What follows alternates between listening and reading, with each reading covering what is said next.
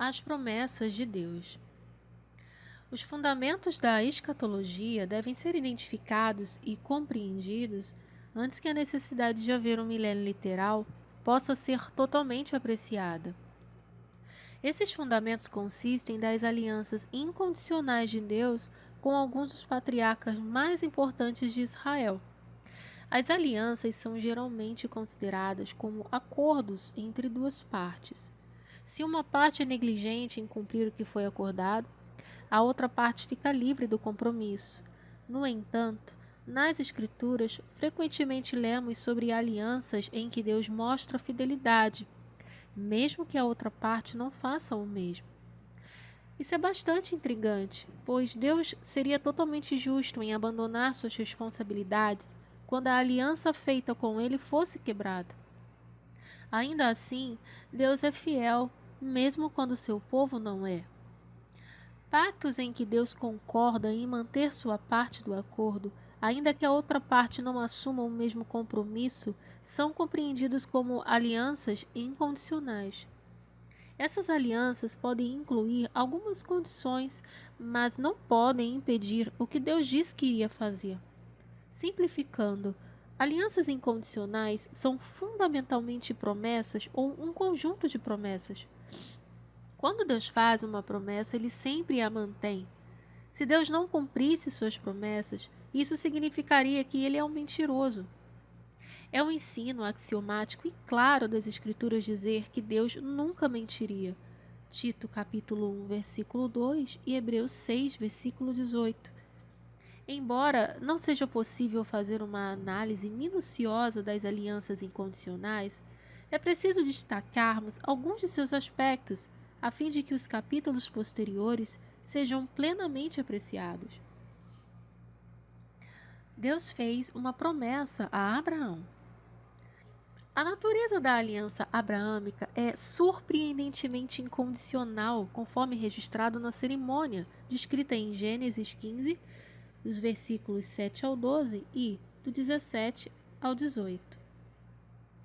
Disse-lhe mais: Eu sou o Senhor que te tirei de Ur dos Caldeus para te dar esta terra como herança. E Abrão lhe perguntou: Ó Senhor Deus, como saberei que hei de recebê-la por herança? Ele lhe respondeu: Traze-me uma novilha de 3 anos, uma cabra de 3 anos, um carneiro de 3 anos, uma rolinha e um pombinho. Abrão trouxe-lhe todos os animais, cortou-os ao meio e colocou cada parte em frente da outra, mas não cortou as aves. Aves de rapina, porém, começavam a descer sobre os cadáveres e Abrão as espantava. Ao pôr do sol caiu um profundo sono sobre Abrão e sobre ele vieram um grande pavor e densas trevas. Quando o sol já havia se posto e já estava escuro, surgiu um fogo fumegante e uma tocha de fogo que passaram entre aquelas metades. E naquele mesmo dia o Senhor fez uma aliança com Abrão, dizendo: À tua descendência tenho dado esta terra, desde o rio do Egito até o grande rio Eufrates. Esse corredor de animais mortos parece estranho à mente moderna, embora fosse entendido como algo normal no tempo de Abraão. A diferença mais notável aqui é que 5 animais são usados em vez de um único animal, como era padrão. Deus estava ampliando aquele que já era um severo compromisso a ser feito por quem passava pelo meio dos animais.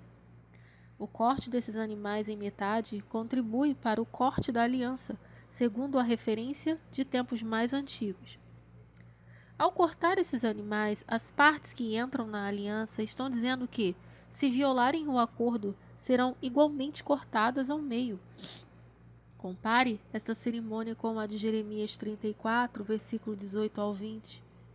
Ali somos informados sobre vários líderes e pessoas na terra que fizeram uma aliança passando pelas metades de um bezerro. Elas não honraram seus compromissos, então Deus os entregou aos seus inimigos e seus corpos para serem comidos por aves e feras. Embora a quebra de uma aliança possa não ter resultado nos participantes sendo literalmente cortados ao meio, Claramente havia consequências a serem enfrentadas. Tendo em mente a seriedade de uma aliança de sangue, torna-se ainda mais notável ver que somente o Senhor se moveu entre os animais partidos. A fornalha ardente e a tocha flamejante descrevem como ele apareceu. O pacto ainda teria sido incondicional, ainda que Abrão optasse por sair dali ou adormecesse. É ainda mais profundo notar que o Senhor fez Abrão adormecer, versículo 12. Deus determinou que ele mesmo suportaria sozinho todo o peso da aliança. O Senhor sujeitou a si mesmo ao pacto e, portanto, deve permanecer fiel ao que prometeu a Abrão. Uma vez que o Senhor concluiu a cerimônia sem Abrão, ele deve honrar seus compromissos. Nada que Abrão e seus descendentes possam fazer no presente ou no futuro pode mudar isso. Um cumprimento tardio. As cenas das aves de rapina que vieram sobre os animais mortos e Abraão as espantando em Gênesis 15:11 pode ter sido guardado para a posteridade. Embora, provavelmente, esse incidente tenha um significado ilustrativo. As promessas que Deus fez a Abrão continham um elemento de espera: a escravização dos hebreus pelos egípcios. Isso é confirmado em Gênesis 15, versículo 13 ao 16. Os hebreus habitaram terras que não eram suas, inicialmente em Canaã. Os hebreus habitaram terras que não eram as suas, inicialmente em Canaã, mas a maior parte do tempo no Egito. A aflição de 400 anos atrasou a experiência das promessas de Deus pelos hebreus. Mesmo agora, as promessas não foram totalmente cumpridas. Ao longo da história tem havido um padrão para o povo judeu, segundo o qual ele é aprisionado e expulso de sua terra. As aves podem representar a atividade satânica. Jesus usou as aves como uma figura para se referir a Satanás. Marcos 4, versículo 4 e 15. É razoável especular que as aves representam o mesmo em Gênesis 15, versículo 11. A escravidão dos hebreus não é em si uma promessa no mesmo sentido, mas parte da realidade de esperar pelo cumprimento total das promessas de Deus. Deus fez promessas, mas ele as cumprirá seguindo seu próprio cronograma. Esse cronograma envolve o reconhecimento de Jesus como Messias pelo remanescente de Israel, antes que as promessas possam ser plenamente vivenciadas. Isaías 10, versículo 20 e 22, Oséias 5, versículo 15, Mateus 23, versículo 39. Abraão afastou as aves e o endurecimento parcial que hoje afeta o povo de Israel também será removido. Romanos 11, versículo 25 a 27. Depois disso virá o milênio, o tempo no qual Deus finalmente dará tudo o que prometeu a Abraão. Detalhes da aliança abrâmica. Os detalhes da aliança abrâmica se encontram em Gênesis 12, versículo 1 a 3. E o Senhor disse a Abrão: sai da tua terra, no meio dos teus parentes e da casa de teu pai, para a terra que eu te mostrarei. Farei de ti uma grande nação e te abençoarei e engrandecerei o teu nome e tu serás uma bênção. Abençoarei os que te abençoarem e amaldiçoarei quem te amaldiçoar, e todas as famílias da terra serão abençoadas por meio de ti. Existem 3 promessas distintas feitas por Deus a Abrão. A primeira é que Deus dará a Abrão e seus descendentes uma terra muito particular. Deus chamou Abrão de Ur dos Caldeus, na Mesopotâmia, e determinou que ele viveria no lugar que é legitimamente chamado de Terra Prometida. Atos 7, verso 2 a 7. Em Gênesis 15, versículo 18 a 21, suas dimensões são dadas, desde o rio do Egito, o Nilo, para o Eufrates. É importante lembrar disso. Aqueles que buscam enfraquecer a crença no milênio frequentemente atacam suas raízes. Uma das raízes mais importantes é essa promessa da aliança em relação à terra prometida. A Bíblia é muito clara ao determinar a localização da terra prometida, definindo claramente as suas fronteiras. Ela nunca deve ser equiparado ao céu ou a um paraíso pós-vida. É verdade que um país e uma cidade melhores foram preparados para o povo de Deus, Hebreus 11, versículo 16. No entanto, esta é a Jerusalém celestial que descerá após o término do milênio, Hebreus 12, versículo 22 e Apocalipse 21, versículo 2. Abraão habitou na terra que lhe foi dado de forma apenas superficial. Ele e seus descendentes imediatos viviam em tendas, Hebreus 11, versículo 9. E embora Deus tenha cumprido sua promessa de dar aos hebreus a terra de Canaã, Gênesis 17, versículo 8, e Josué 21, versículo 43 a 45, eles ainda precisam tomar e controlar totalmente o território, Gênesis 15, versos 18 a 21, para sempre, Gênesis 17, versículo 8, Jeremias 16, versículo 15, Ezequiel 37, versículo 25 e Amós 9, versículo 15. É durante o milênio que Abraão e seus descendentes desfrutarão do controle absoluto de toda a terra prometida. A outra promessa feita a Abraão é que Deus fará dele uma grande nação. Isso é explicado em Gênesis 13, 14 a 16. Além de afirmar a promessa da terra, também recebemos mais provas de que a terra deve pertencer aos descendentes de Abraão. Abraão não recebeu a promessa de ter apenas alguns descendentes, mas tantos que seriam tão difíceis de contar quanto o pó da terra e as estrelas nos céus. Gênesis 15, versículo 5, 22, versículo 17. Hebreus 11, versículo 12. Lembre-se que quando Abraão recebeu essa promessa, não tinha filhos e somava 75 anos de idade. Gênesis 12, versículo 4. A promessa é esclarecida em Gênesis 17, versículo 6. Aqui vemos que Abraão deveria ser o pai de uma multidão de nações. Dentre os que compõem essas nações estão reis, incluindo o Rei dos Reis, Jesus Cristo. Todos os filhos de Deus acreditam que essa promessa significa exatamente o que ela diz e que é eterna. No entanto, muitos desses mesmos crentes se recusam a reconhecer que a promessa da terra significa o que diz, ou que deveria durar para sempre. A aliança abrâmica vem como um pacote. Você deve crer na aliança como um todo, ou então abandoná-la completamente se quiser ser coerente. A última promessa da aliança abrâmica é de bênção. Vemos que a forma como alguém trata Abraão e, por extensão, seus descendentes, resulta em tratamento semelhante dispensado para com este alguém. Abençoar Abraão é receber uma bênção. A mesma regra se aplica às maldições. Todas as famílias da terra deveriam ser abençoadas por Abraão. Isso aconteceu de maneira sublime quando o descendente de Abraão, Jesus, providenciou a salvação de judeus e gentios da mesma forma. Gálatas 3, versículo 14. Deve-se enfatizar que a aliança abrâmica é incondicional. A própria linguagem que Deus usou ao reafirmar a aliança para Isaac enfatizou sua intenção. Conte quantas vezes Deus refere-se somente a si mesmo em Gênesis 26, do versículo 3 ao 4.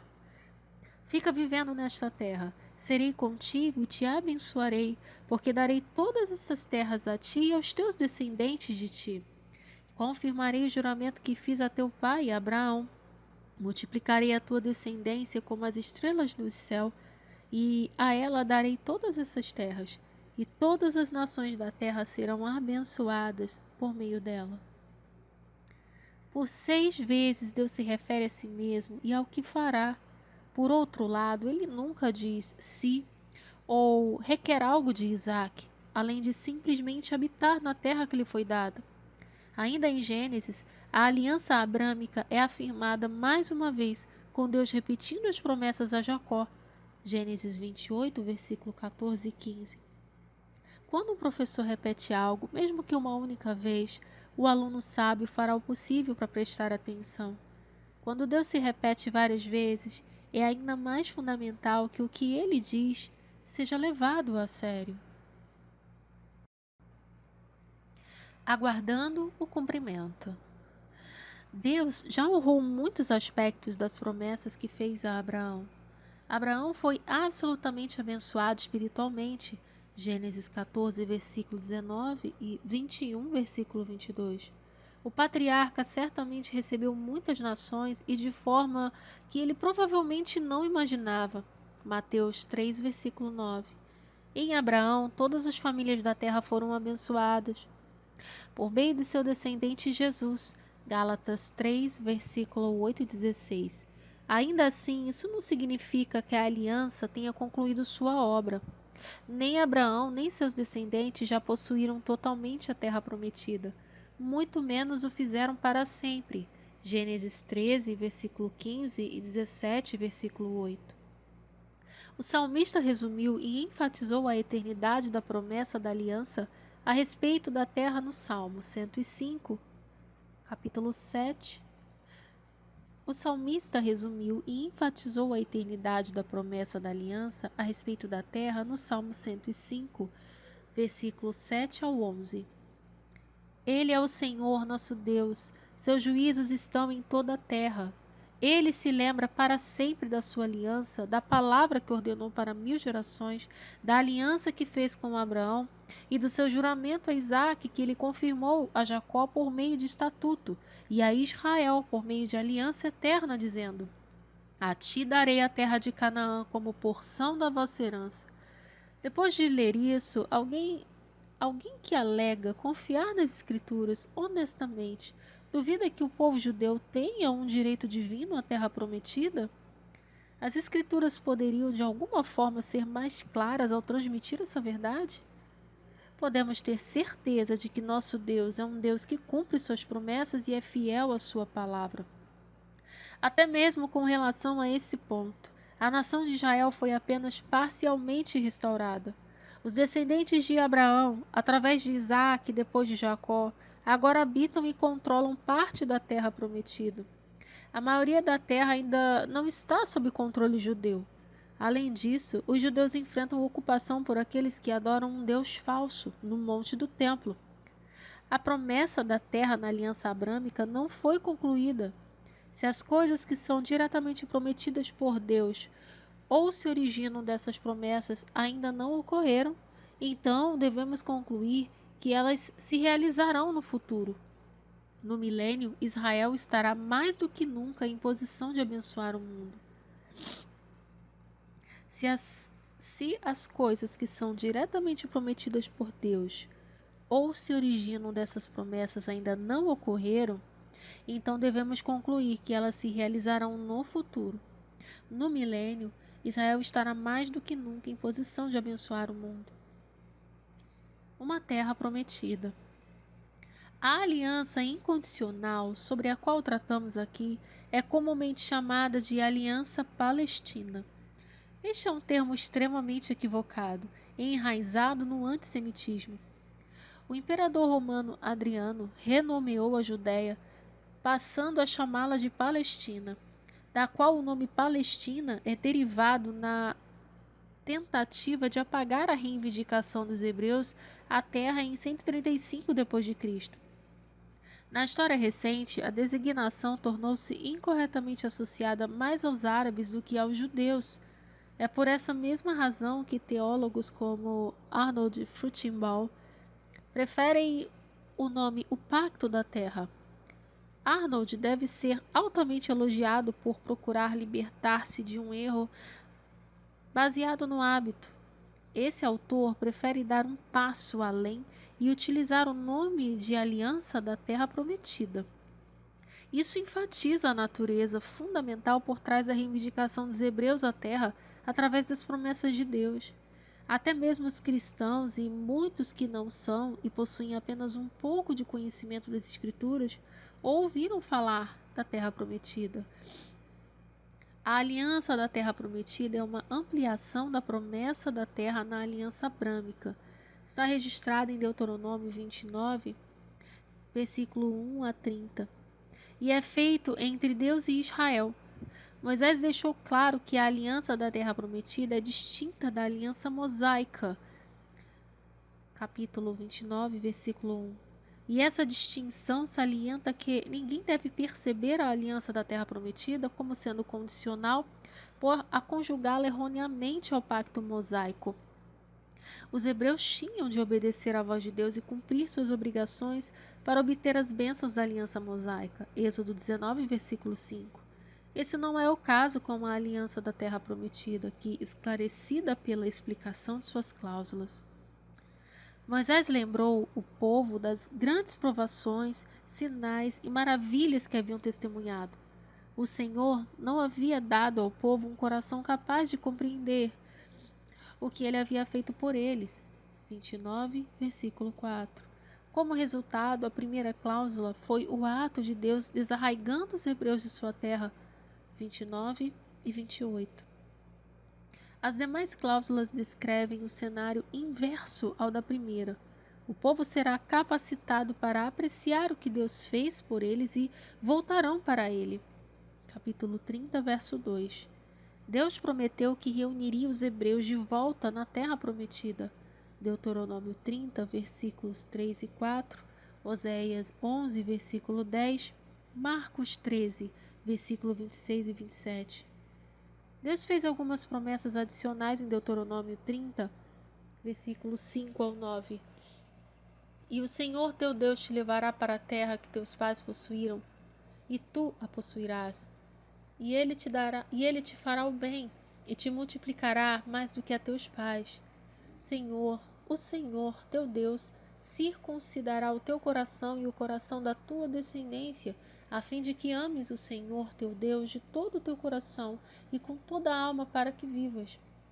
E o Senhor, teu Deus, lançará todas essas maldições sobre os teus inimigos, sobre os que tiverem te odiado e perseguido. Então, tu te voltarás e obedecerás à voz do Senhor e a todos os seus mandamentos que hoje te ordeno, e o Senhor teu Deus fará prosperar tudo o que fizeres, o fruto do teu ventre, o fruto dos teus animais e o fruto do teu solo, pois o Senhor voltará a se alegrar em ti, como se alegrou em teus pais, e te fará bem. Deus não somente levará os hebreus de volta para sua terra, mas prometeu fazer que os futuros habitantes fossem mais prósperos do que seus ancestrais. Versículo 5. Essa promessa será completamente realizada durante o reino milenar de Jesus. A inauguração do reino messiânico segue dois pré-requisitos. Primeiro, ele prometeu realizar uma obra de graça nos corações dos hebreus. Isso os capacitará a verdadeiramente amar a Deus. Deus prometeu realizar uma obra de graça nos corações dos hebreus. Isso os capacitará a verdadeiramente amar a Deus, obedecê-lo e a viver. Versículo 6. Segundo, o Senhor punirá os inimigos de Israel. Versículo 7. Joel 3, verso 2. Zacarias 14, versículo 12. Ele então abençoará os hebreus com a abundância de filhos, animais e produtividade da terra. Versículo 9, Amós 9, verso 3 ao 15. Essa última promessa será cumprida durante o milênio e diz respeito à própria natureza da ira vindoura. A noiva infiel. Ezequiel 16 contém a parábola da noiva adúltera. Infelizmente, esta é uma descrição comum de Israel. Isaías 1, versículo 21, 50, versículo 1. Jeremias 2, Oséias 1, de 1 ao 3. A narrativa visa fazer Israel lembrar de seus pecados e das bênçãos a que ele ainda assim A narrativa visa fazer Israel lembrar de seus pecados e das bênçãos a que ele ainda assim tem direito. A origem genealógica de Israel é descrita de uma forma que diz respeito à sua moralidade, versículo 3. Foi dito que ela nasceu dos amorreus e dos heteus, nações pagãs. Ao mencionar os heteus, Ezequiel parece estar sugerindo que o adultério é algo inerente à natureza de Israel. Seu adultério foi evidenciado por seus muitos relacionamentos sórdidos com outros deuses, ídolos e nações. Mais uma vez, a noiva infiel. Ezequiel 16 contém a parábola da noiva adúltera. Infelizmente, esta é uma descrição comum de Israel. Isaías 1, versículo 21, 50, versículo 1, Jeremias 2 e Oséias 1, de 1 a 3. A narrativa visa fazer Israel lembrar de seus pecados e das bênçãos a que ele ainda tem direito. A origem genealógica de Israel é descrita de uma forma que diz respeito à sua moralidade. Versículo 3. Foi dito que ela nasceu dos amorreus e dos heteus, nações pagãs. Ao mencionar os heteus, Ezequiel parece estar sugerindo que o adultério é algo inerente à natureza de Israel. Seu adultério foi evidenciado por seus muitos relacionamentos sórdidos com outros deuses, ídolos e nações. Versículos 26 ao 29. Israel é descrito como uma criança que foi abandonada no campo. Versículos 16, do 4 ao 6. O Senhor declarou que esta nação imatura viveria, e então declarou que seus números aumentariam. Versículos 6 e 7. Agora que Israel havia amadurecido, ele foi tomado como a noiva do Senhor. Versículos 8 a 14. Contudo, o adultério de Israel era de tal magnitude e imensidão que exigiu um extenso tratamento ministrado por Ezequiel, versículos 15 ao 34. A nação se envolveu com atos realmente horríveis como parte de seu adultério. Entre esses atos estão a prática demoníaca de sacrificar bebês ao deus pagão Moloque, versículos 20 a 21. Como punição justa, os israelitas foram lançados fora da terra e dispersos, versículos 35 a 32. Ao falar sobre casamento, até mesmo Jesus permitiu o divórcio no caso da esposa cometer adultério, Mateus 19, verso 9. Da mesma forma, seria perfeitamente razoável que Deus repudiasse Israel. Tenha em mente que ele já havia abandonado o Senhor ao adotar falsos deuses e fazer alianças com países pagãos. Israel até matou seus próprios filhos, queimando-os até a morte. É difícil imaginar um marido mantendo a fidelidade à relação com uma esposa que havia cometido pecados tão hediondos. Felizmente, a fidelidade de Deus é sem fim e não conhece limites. O Senhor restaurará a sua noiva. Versículos 53 ao 63. A parábola da noiva adúltera em Ezequiel 16 ilustra um fator chave na forma como a aliança da terra prometida opera. O uso da terra pelo judeu é baseado na obediência a Deus. Assim, a aliança da terra prometida inclui condições. No entanto, a aliança como um todo é fundamentalmente incondicional, porque a propriedade judaica da terra prometida é baseada unicamente na promessa de Deus. O Senhor levantou a mão, jurando dar a terra aos patriarcas e aos judeus como herança. Ezequiel 47, versículo 14. Está vindo o tempo em que os hebreus gozarão a terra prometida para sempre, porque serão eternamente obedientes a Deus. Isso será possível através das pessoas que entram num relacionamento pessoal com Jesus, o Messias. Ezequiel 39, versículo 25 a 29 e Zacarias 12, versículo 10. Isso está diretamente relacionado à reafirmação da aliança da terra prometida em Ezequiel 16, versículos 60 a 63. Mas eu me lembrarei da minha aliança que fiz contigo nos dias da tua juventude. Firmarei contigo uma aliança eterna. Então te lembrarás dos teus caminhos e ficarás envergonhada, quando receberes tuas irmãs mais velhas e mais novas.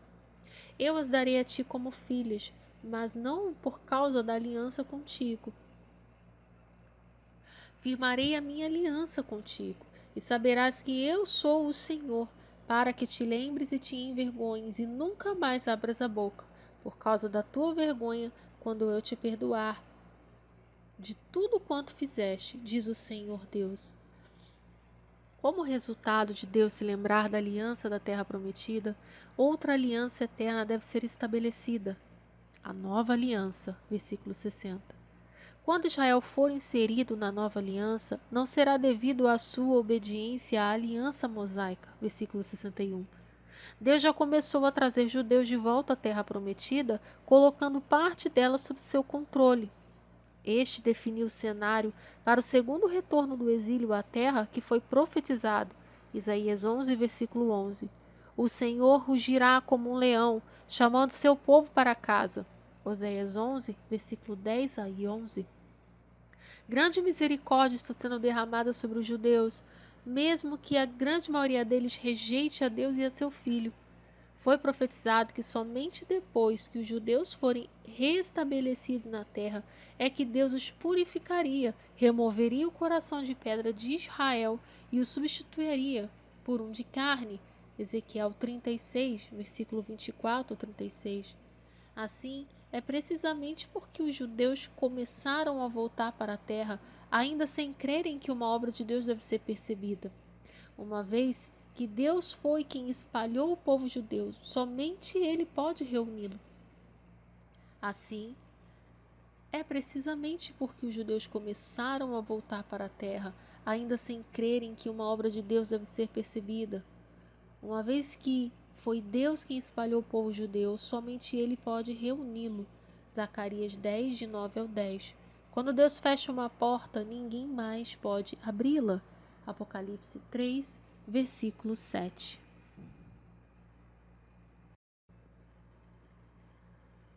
A diáspora continua. Os israelitas foram devolvidos à sua terra após o cativeiro babilônico em 538 a.C. Segundo Crônicas 36, versículo 22 e 23, e Isaías 44, versículo 28. É importante entender que os profetas muitas vezes escreviam sobre esse retorno como uma sombra de um evento perfeito, glorioso, permanente, que aconteceria no futuro. É evidente que as muitas profecias declaradas por Amós 9, versículo 15, que prenunciam um desfrute eterno da terra, não podem ser cumpridas por uma ocupação temporária. Zacarias escreveu suas profecias em 518 a.C., 20 anos após o retorno da Babilônia, e ainda assim ele escreveu sobre outro exílio que viria e seu subsequente retorno. Zacarias 10, versículo 8 a 12. O retorno à terra do cativeiro babilônico simplesmente não pode ser compreendido como cumprimento da aliança da terra prometida. O povo judeu foi mais uma vez disperso de suas terras quando o exército romano, sob a liderança de Tito, destruiu o templo e grande parte de Jerusalém em 70 d.C. Jesus ensinou que a dispersão dos judeus e a ocupação da terra prometida pelos gentios, começando com a destruição do templo, duraria apenas um período limitado. Lucas 21, verso 24. Depois de sofrer as atrocidades do Holocausto sob o governo de Adolf Hitler, os judeus desfrutaram do restabelecimento do Estado de Israel em 1948. Mais tarde, Jerusalém foi libertada da ocupação jordaniana em 1967, durante a Guerra dos 6 Dias. Mesmo assim, os judeus não controlam a grande maioria da terra prometida, estendendo-se do rio do Egito ao Eufrates. Gênesis 15, versículo 18 ao 20. Além disso, a maioria dos judeus ainda está dispersa sobre a face da terra. A grande reunião do povo na terra ainda não ocorreu. Embora o princípio das primícias esteja em operação, a aliança da terra prometida ainda não foi cumprida, mas será no milênio.